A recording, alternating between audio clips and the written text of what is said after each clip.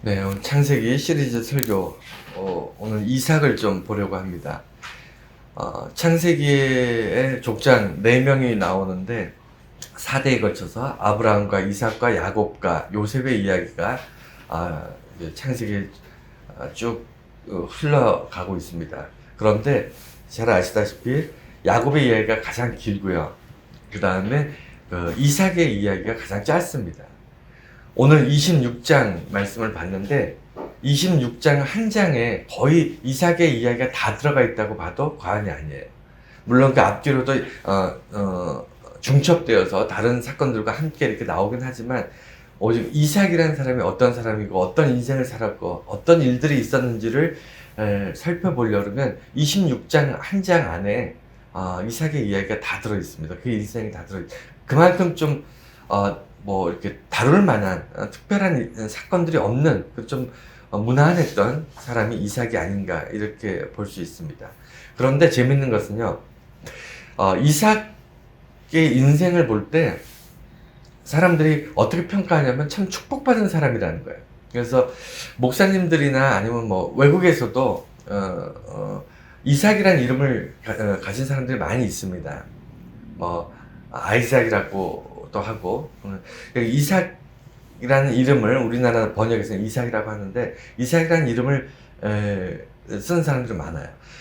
가장 많이 쓰는 사람들, 이제 한국 사람들이 자기 자신을 이제 개명을 하거나 자녀들에게 이름을 줄 때, 아니면 외국에 나갈 때 영어 이름으로 바꿀 때 제일 많이 쓰는 게 데이빗입니다. 그러니까 다윗을 가장 선호합니다. 우리나라 사람들, 기독교인들은 다 그렇겠죠. 다윗이나 아니면 요한이나 이런 사람들을 성경에서 워낙 위대하고 중요한 인물이었기 때문에 바울, 다윗 이런 이름들을 선호하는데, 그러다 보니까 이름이 많이 중첩이 돼. 그러니까 똑같은 동명이인들이 많아지니까 조금 이제 좀 다른 이름을 찾다 보니까 그 축복받은 사람들, 뭔가 좀 이렇게 성경 안에서 좀 복받은 사람이 누군가 이렇게 찾아보면 그 손가락에 꼽히는 사람 중에 한 사람이 이삭인 거예요. 이삭이 왜 축복받은 사람이냐면, 이 사람 일생 오늘 이제 쭉 볼 텐데 큰 어려움을 당하지 않습니다. 큰 어려움 당하지 않고, 그 다음에 엄청난 성공을 해요. 권세도 있고 그 다음에 부귀도 누리고 그렇습니다. 여러분, 여러분들한테 축복받는다는 게 어떤 의미죠? 여러분, 축복받는다 그러면 어떤 거가 축복이다 이렇게 생각하십니까? 성공하는 거죠. 물론 당연히 부자가 된다든가, 아니면 공부를 해서 어떤 명예를 얻는다든가, 아니면 사회적으로 어떤 권력을 얻는다든가, 뭔가 상대적으로 비교했을 때 다른 사람보다 더 많이 갖고 더 뛰어나고 더 높은 어떤 위치에 가는 것을 우리는 축복이라고 생각을 하는 경우가 많습니다. 그렇지 않습니까? 예. 그런데 이걸 좀 정의를 좀 정확히 할 필요가 있는 것 같아요. 예를 들어 내가 지금 100만 원이 필요합니다. 100만 원이 필요한데 하나님께 기도하는 거예요. 하나님, 지금 100만 원이 있어야 되기 때문에 100만 원을 가질 수 있도록 해주세요라고 기도를 했는데, 어떤 사람은 복권을 샀는데 100만 원이 당첨이 됐어요. 그리고 어떤 사람은 하루에 최저 시급이 지금 시간당 한 10,000원 정도 되니까 하루에 10시간씩 열흘 동안 일할 수 있는 일거리가 생겼습니다. 그래서 한 사람은 복권에 당첨되고, 어떤 사람은 하루에 10시간씩 열흘을 100시간을 일을 해서 100만 원이라는 급여를 받았어요. 그러면 사람들이 복권을 당첨된 사람은 축복받았다고 생각하고요, 그 다음에 100시간을 일해서 100만 원을 번 사람은 축복이라고 생각하지 않는 것 같아요. 여러분, 어떻게 생각하십니까? 우리가 가지고 있는 기본적인 생각은 뭐냐면, 단순히 성공하고 돈을 벌고 그 다음에 명예를 얻고 이런 거가 축복이 아니라, 그 과정에서 땀 흘리고 수고하고 노력해서 얻어진 거는 축복이 아니고, 뭔가 그냥 날로 먹은 거, 그냥 놀고 먹은 거, 남들과 비교했을 때 똑같이 일했는데 남들보다 더 많이 얻은 것, 이런 것을 축복이라고 생각하지 않는가 한번 돌이켜 보십시오. 자기 자신에게 한번 물어보세요.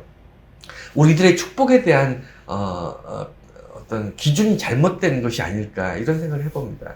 그러니까 결론적으로 말씀드리면, 내게 100만 원이라는 돈이 필요한데 100만 원이 생겼어요. 어떤 식으로든 내가 뭐 복권이 됐든 아니면 뭐 밖에 나가서 뭐 노동을 해서 어떤 시급을 받아서 1급을 받아가지고 그것이 쌓여서 100만 원이 됐든, 100만 원 돈이 채워졌으면 그게 축복인데, 우리는 내가 필요한 것들 채워진 것을 축복이라고 생각하지 않고 남들하고 비교했을 때 나는 딱히 노력하지 않았는데 내가 원하는 것을 얻었어 라는 것을 축복이라고 착각하지는 않는가, 그런 것을 축복이라고 생각하지는 않는가 한번 따져보실 필요가 있습니다. 왜냐면 오늘 이삭을 우리가 들여다보면서, 이삭은 정말 우리가 말하는 축복의 사람이에요. 이 사람이 특별히 뭘 노력하거나 엄청나게 뭐 다른 사람들보다 애썼다기보다는 그냥 하나님이 복을 쏟아 부은 사람이에요. 심지어는 한 해에 자기 재산이 100배가 늘어납니다. 오늘 성경 보면 농사를 했는데 한 해에 그 사람의 재산이 100배가, 여러분 살면서 1년 동안에 자기 재산이 100배 늘어나신 적 있으신가요? 아브라함, 이삭, 야곱, 요셉 다 봐도요, 이렇게 성공한 인생, 편안한 인생, 어떠한 침략이나 어떠한 모함이나 이런 걸 받아보지 않고도 편안하고 이렇게 살았던 사람이, 그리고 장수했어요. 이런 사람이 없었거든요. 그러니까 분명히 우리 눈에 볼 때는 참 축복받은, 복받은 사람이다, 이런 느낌이 분명히 있습니다. 그런데 여기에는 반전이 숨어 있어요. 오늘 거기까지 이제 가려고 합니다. 먼저 오늘 말씀해 보면 이삭이 축복의 이름인 이유를 우리가 좀 이해를 할 필요가 있어요. 왜냐하면 이 사람은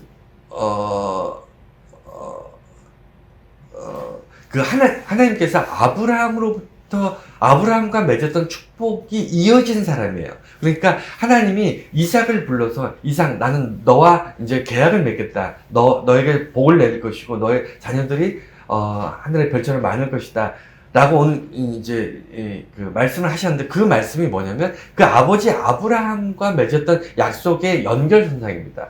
이어져 내려가는 거예요. 이 이야기를 참 조심스럽게 하게 되는데요. 예수 믿는 사람들, 하나님을 믿는 하나님의 자녀들이 그 대를 이어서 복을 받거나 대를 이어서 저주를 받는 경우를 저는 많이 봅니다.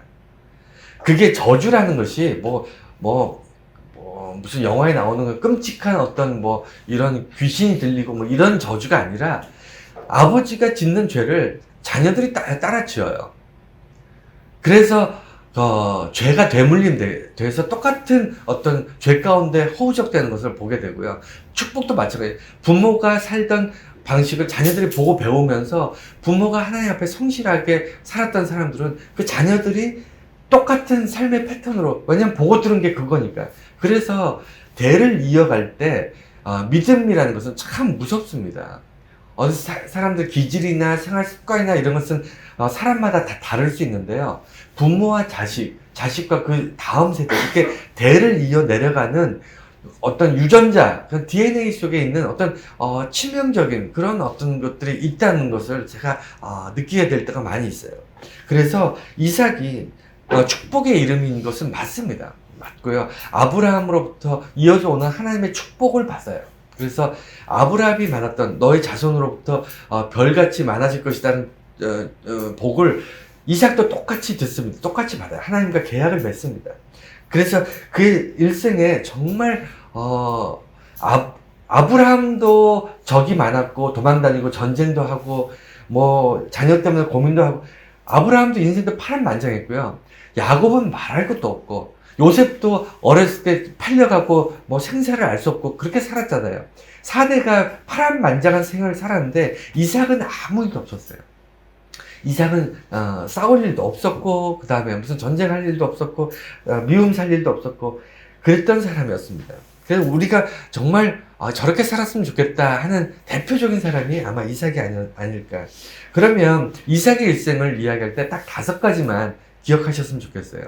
5가지인데, 첫 번째는 한 가지 죄가 있고, 3가지 축복이 있고요. 그 다음에 한 가지 트라우마가 있어요. 이 5가지만, 이삭에 대해서 생각할 때 이 5가지만 꼭 기억하셨으면 좋겠어요. 첫 번째 죄는요, 오늘 성경 본문에 나오듯이 아버지가 지은 죄를 똑같이 반복합니다. 아브라함이 살면서 하나님 앞에 큰 범죄를 하죠. 2번을 하는데, 그게 지난 시간에도 제가 설교를 했습니다만, 부인을 누이라고, 동생이라고 속이고 자기 목숨을 연명합니다. 사람들이 부인의 아름다움 때문에 자기를 죽이고 부인을 뺏어갈까봐 두려워가지고 어떻게 하냐면 내 누이라고 속이고 이집트나 이런 데로 숨어가서 거기서 살아요. 근데 재밌는 거는 그 아브라함이 그렇게 부인을 누이라고 속임으로 인해서 그 죄를 지었는데, 그것 때문에 아브라함이 굉장히 큰 부를 얻게 돼요. 좀 아이러니하죠. 근데 그걸 하나님께서 질책하시고 앞으로 이렇게 하지 말아 했는데 아브라함이 반복합니다. 2번을 그래서 죄의 습관성, 죄가 반복되고 습관화된다는 것을 제가 지난 시간에 설교를 했었습니다. 그런데 놀라운 거는요, 이삭은 그것을 보지 못했어요. 그러니까 아브라함이 그런 하나님 앞에 범죄한 2번의 사건이 있은 뒤에 이삭이 태어났거든요. 그런데도 불구하고 이삭이 아버지가 한 거와 똑같은 짓을 합니다. 자기 부인 그랄 지역에 아비멜렉이라는 왕이 통치하는 그 지역에 살면서 사람들이 리브가가 너무 아름다워서 리브가로 인해서 이삭이 자기가 목숨을 잃을까봐 위험해질까봐 자기 아버지랑 똑같이 부인을 누이라고 거짓말을 해요, 사람들한테. 저는 이런 부분들을 볼 때 고민이 많이 됩니다. 왜냐하면 이게 죄라는 건요, 가르치지도 않고 배우지도 않아도요, 참 이게 전염력이 어마어마한 것 같아요. 이게 아브라함과 이삭만 그랬겠습니까? 그 당시에 있는 사람들이 다 이런 사고방식과 가치를 가지고 살지 않았나, 이런 생각이 드는 거예요. 남의 부인인데 부인이 아름다우면 그 사람을 죽이고 그 부인을 뺏어갈 수 있는 사회였던 거예요.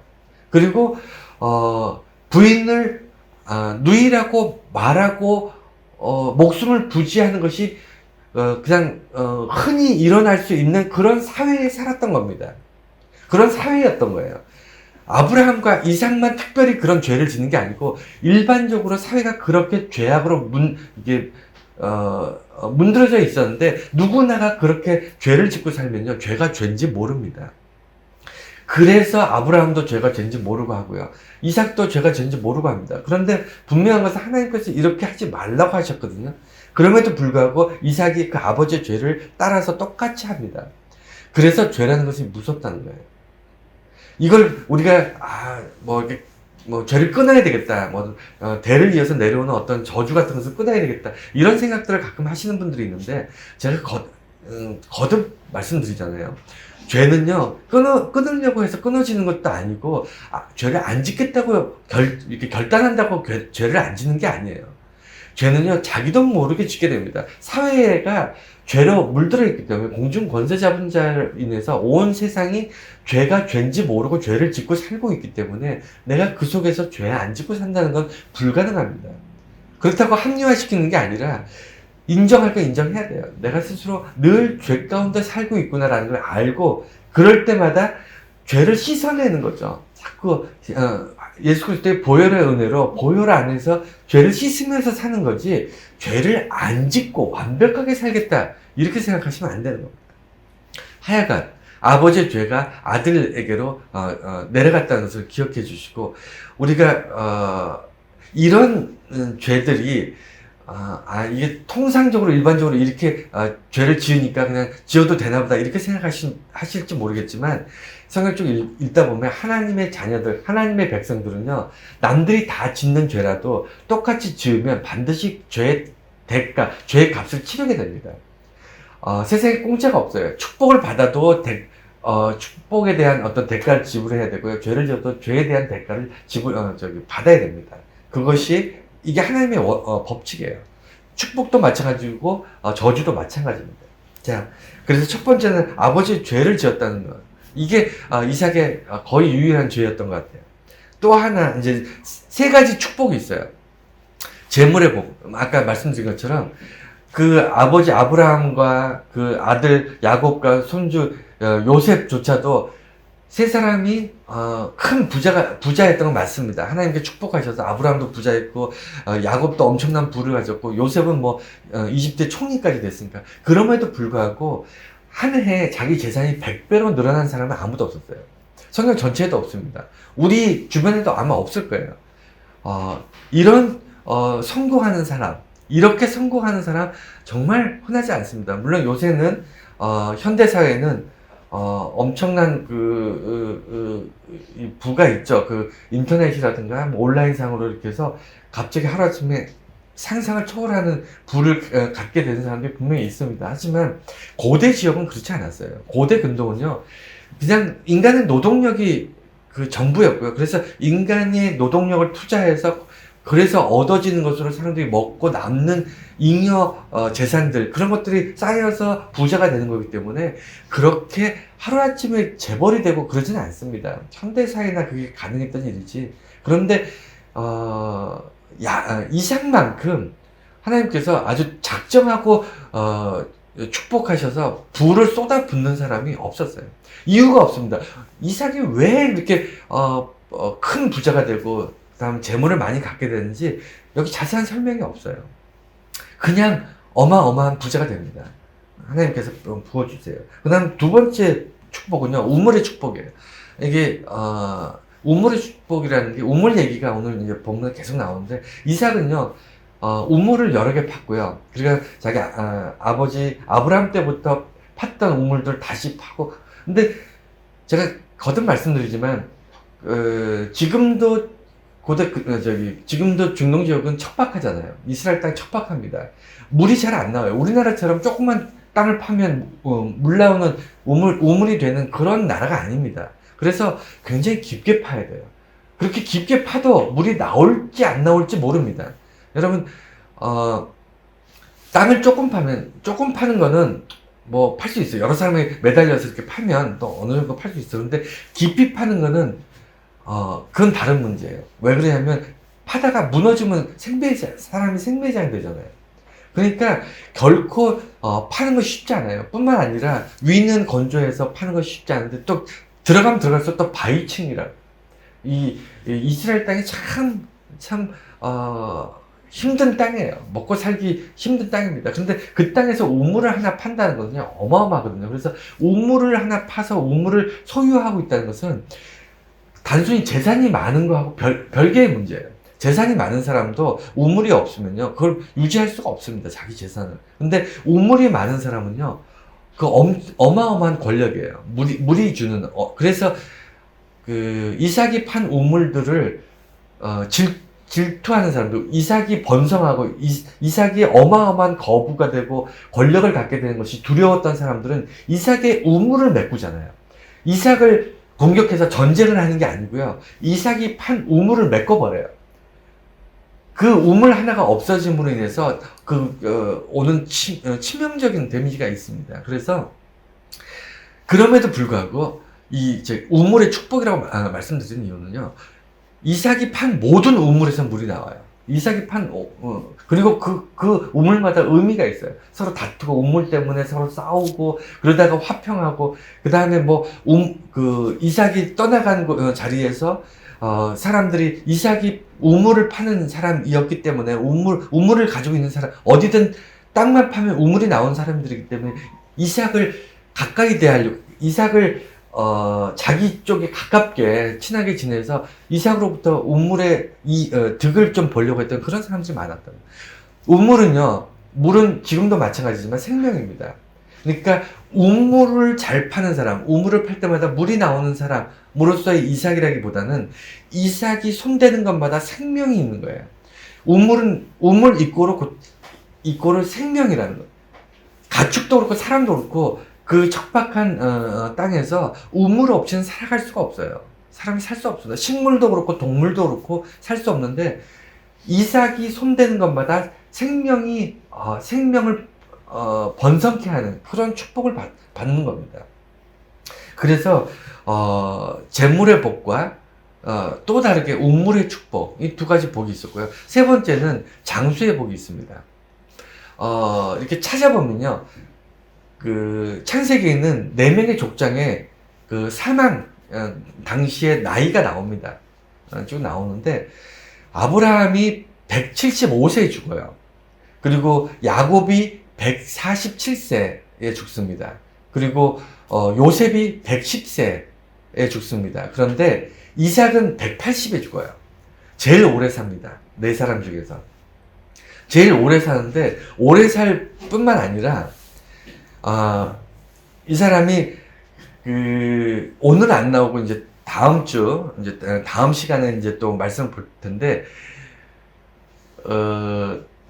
나이가 많아가지고 이제 곧 죽을 것 같으니까 기력이 다 쇠하니까 뭐라고 하냐면 아들 에서한테, 장자잖아요. 에서한테 가서 짐승을 잡아와서 자기를 먹게 해라. 그래서 기분 좋게 기운을 차린 다음에 자기가 부모로부터 이어받은, 하나님으로부터 받은 축복을 이렇게 축복을 전해주기 위해서, 그러니까 마지막 남은 자기의 어떤 축복권을 통해서 자기 장자에게 축복해주기 위해서 에서에게 그 짐승을 잡으러 오라고 하는데 야곱이 그걸 가로치잖아요. 정말 이 또라이고 얍삽하고 정말 거의 사기꾼이니까 이 칼만 안 들었지 강도 같은 게 야곱이거든요. 축복권을 뺏으려고 자기 몸에 털 붙이고 그 눈이 흐려진 자기 아버지 이삭한테 가서 축복을 받아버리잖아요. 그래서 에서가 와가지고 야곱이 자기 아버지를 속이고 축복받은 거 알고 자기에게도 축복해달라 그러니까 이삭이 더 이상 축복할 것이 없다, 미안하다, 이렇게 된 거 아닙니까? 그래서 에서가 야곱을 죽이려고 하고 야곱은 그 길로 자기 그 처갓집으로 도망가서 아브라함이 떠나왔던 그 갈대아 우르 쪽으로 도망가가지고 거기서 거의 40년, 30몇 년을 거기서 살잖아요. 숨어 살다가 거기서 결혼하고 아이 낳고 뭐 그러고는 다시 돌아오는, 그게 이삭의 다음번에 볼 사건인데 이 이야기가 있었던 시기가 이삭이 이제 기력이 없다, 이제 죽을 것 같다고 해서 축복했던 에서를 축복하려고 했던 그때 나이가 130살이에요. 근데 몇 살에 죽었다고요? 네, 180. 그러니까 기운이 없어서 골골한 상태로 50년을 더 살아요. 정말 놀라운 사람입니다. 다른 사람들은 팔팔해도 어느 날 갑자기 하나님이 훅 데려가시는데 이 사람은 그냥 평생 골골하면서도 오래 삽니다. 그런데 여러분 잘 기억해 보세요. 골골하면서 단순히 오래 사는 것만이 축복일까요? 이삭이 왜 180살까지 살았을까요? 130에 이미 앞이 눈이 흐리고 기운이 없어서 자식에게 축복하고 이제 죽어야 되겠다고 생각했던 그 이삭이 130살이었는데 그 이삭이 180살까지 그 이후로 50년을 더 산 이유가 뭡니까? 왜 장수가 축복이죠?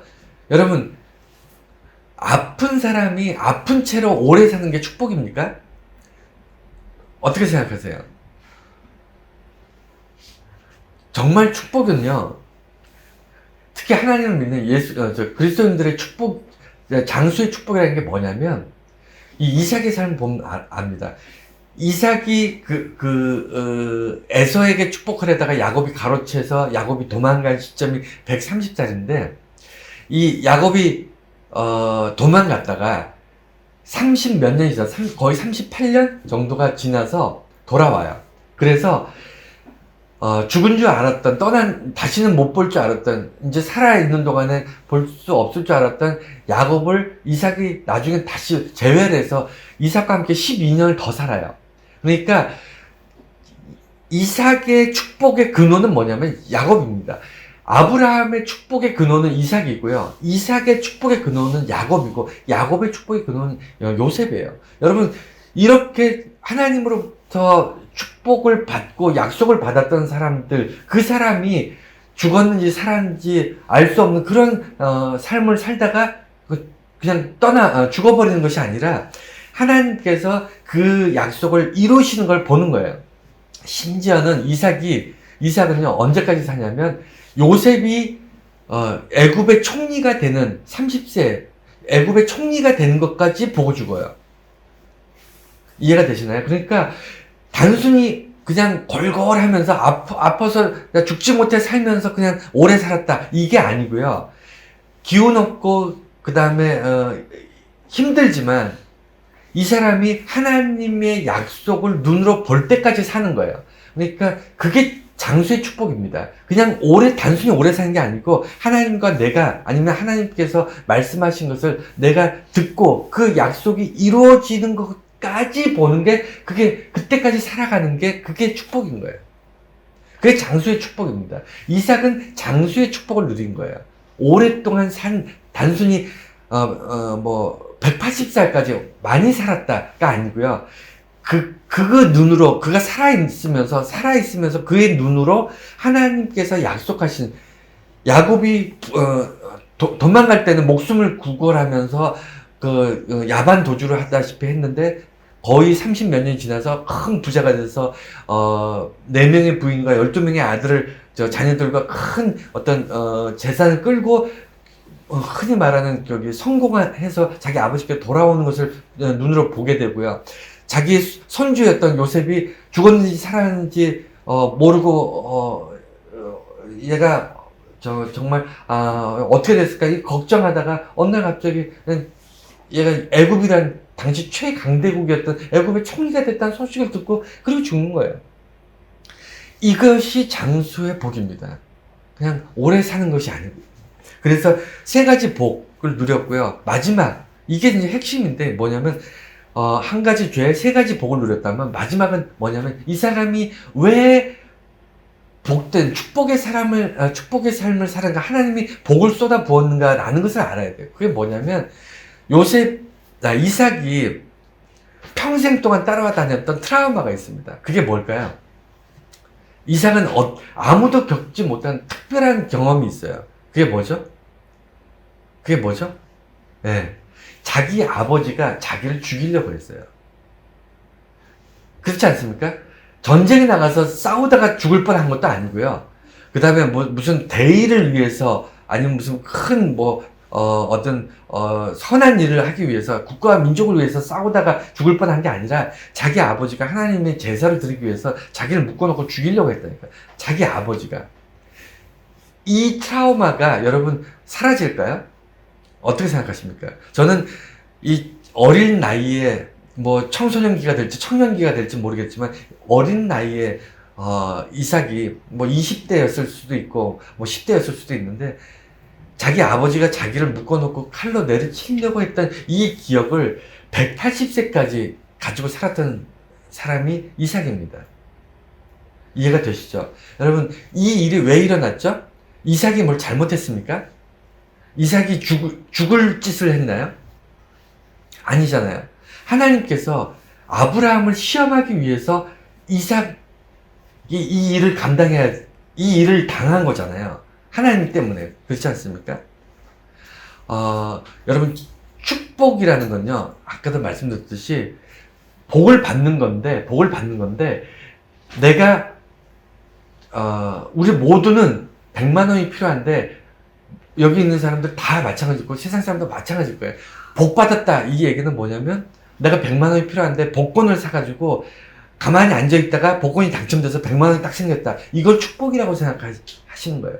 여러분, 그렇지 않습니다. 여러분, 살면서 그게 축복이면요, 여러분 너무 비참한 거예요. 평생을 별로 축복받지 못한 삶을 사는 겁니다. 그런데 우리는 돌아보면 날마다 축복의 삶을 살잖아요. 왜 그렇죠? 우리의 필요를 채우시는 거예요. 어떻게? 내가 수고해서 내 필요를 채우는 것은, 이건 축복이 아니라고 생각하시는 분들이 많은데, 이게 축복이에요. 내가 수고했는데 그 수고한 것을 내가 다 챙겼다. 이 자체가요, 어마어마한 축복입니다. 내가 수고한다고 다 얻을 수 있는 게 아니잖아요. 인생이 그렇게 호락호락합니까?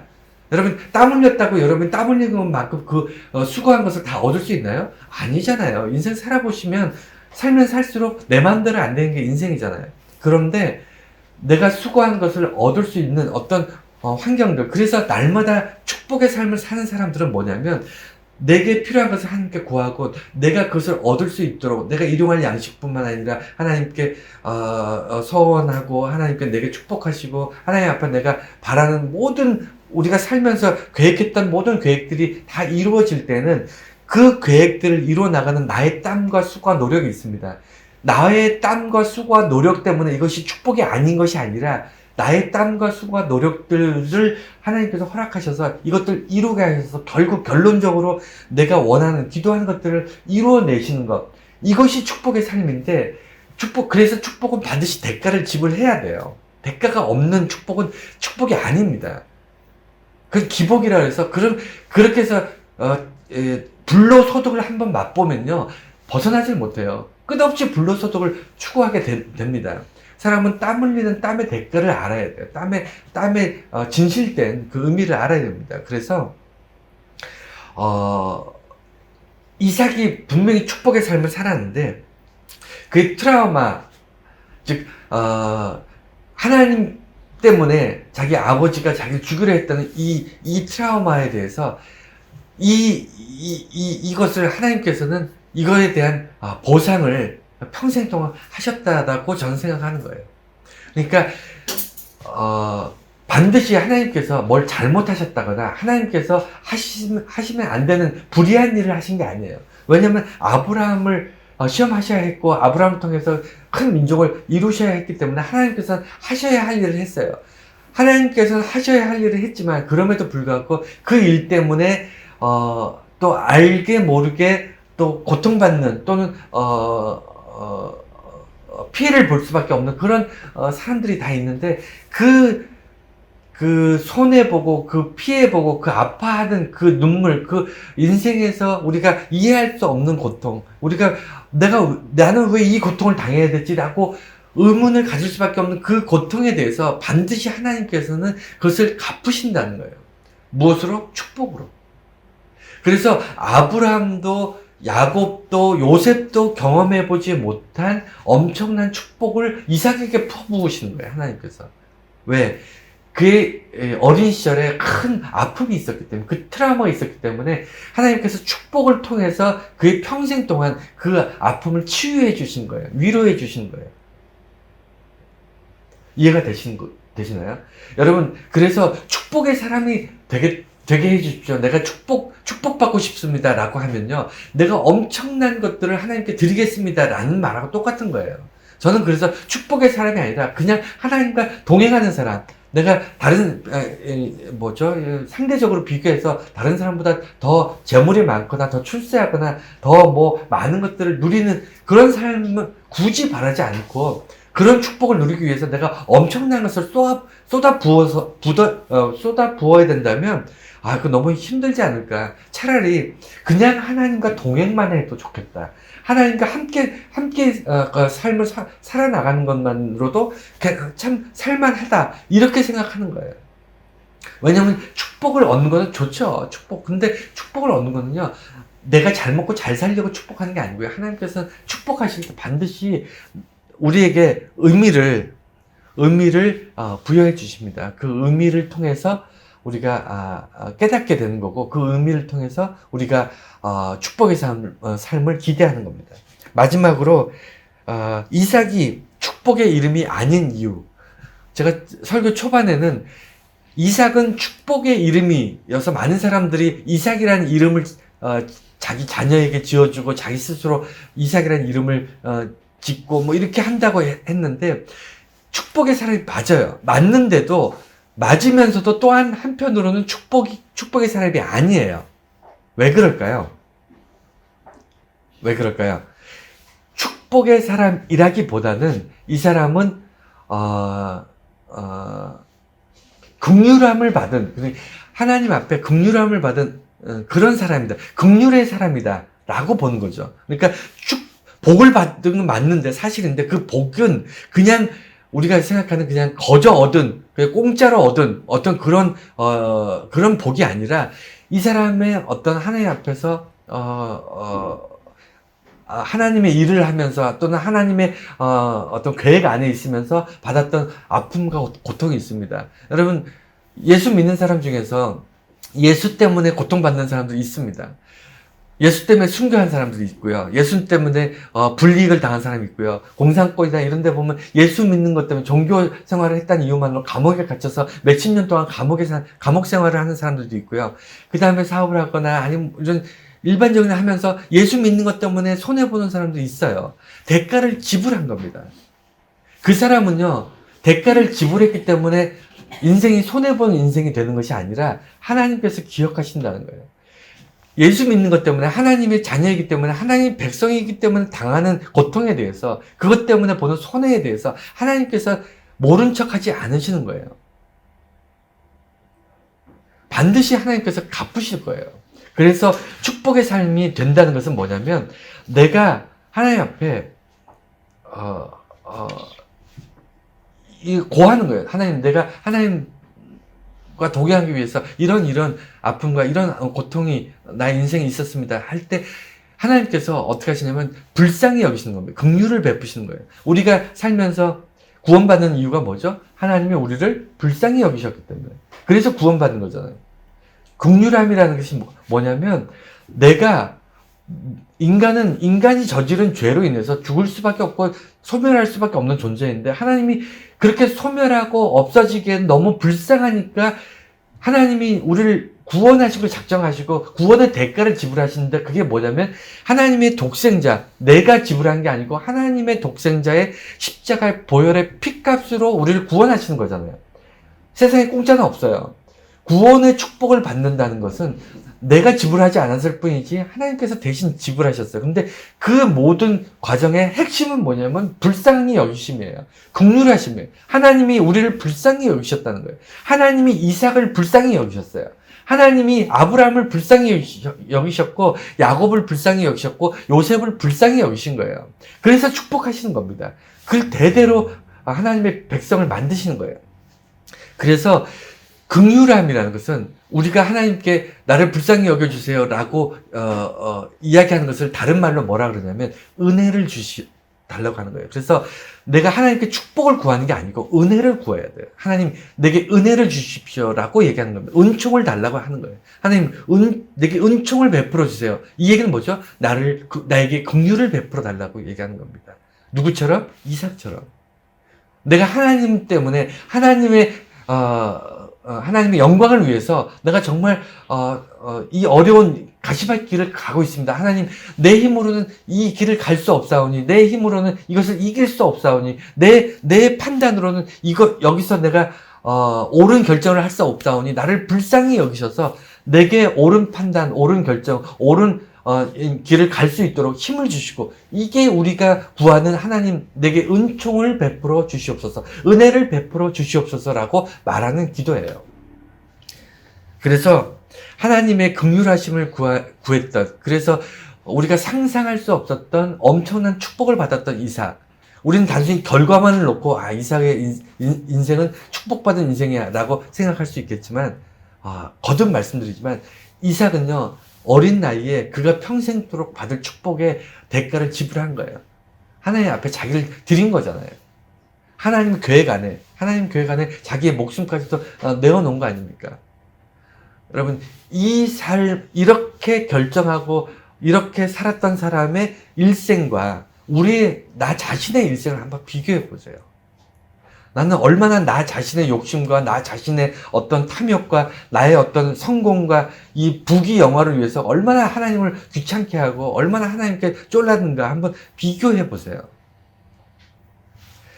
네, 오늘 이삭의 이야기를 해서 사실 오늘 설교가 이삭의 이야기가 거의 다 한 겁니다. 더 이제 창세기는 등장을 이제 많이 하지 않지만 이제 주로 야곱 이야기를 쭉 하게 되지만 이삭의 이야기는 결코 짧지 않은 이야기라는 것을 우리가 기억해 주시기 바랍니다.